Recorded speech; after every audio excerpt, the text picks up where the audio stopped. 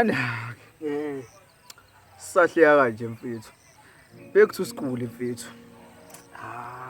Yabo ungayithinti Kulabo abafundayo noma asebeshayile empilweni, abokwazi ukuthi ngithanda ufeyila empilweni kusho ukuqhubeka kwempilo yakho okukhombisayo ukuthi empilweni wazi umelane nenqinamba zokunazo. le ungayiphathi.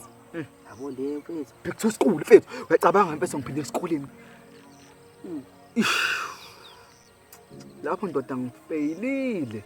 Ukufeyila kusayingxenye yokuphila komuntu. Uma ngabe empilweni yonke into oyenzayo aphumela kuyona, ngabe kunjani? Nako ukufeyila empilweni kusayiphatha ukuphila komuntu empilweni yakhe.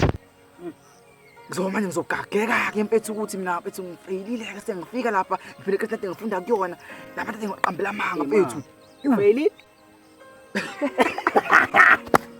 Uma uphumelanga usukwenza lokho ukuthola ithuba lesibili lokuyenzisisa. Mhlawumbe ubenze okokuqala uzongayenzisisi ukusukenza kwesibili. Sokufeyila kuthatha njengento esuke iyisifundo.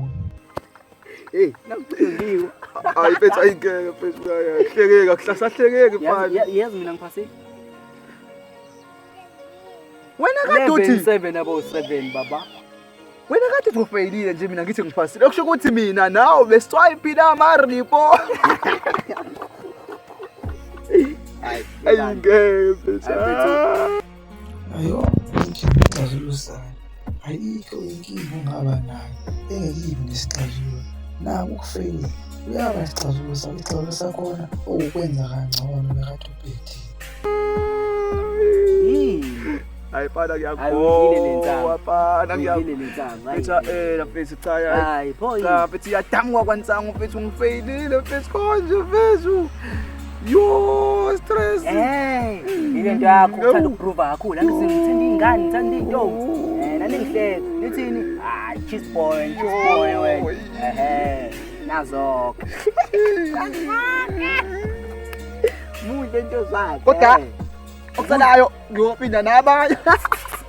Ukuze bethiwa muhle kudla kwakhe. Ya ngisho njalo. Hawu umuntu uyangiqedela lona mfethu. Hawu ngithi ngiyadela.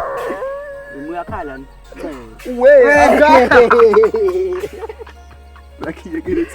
And thanks for watching this video.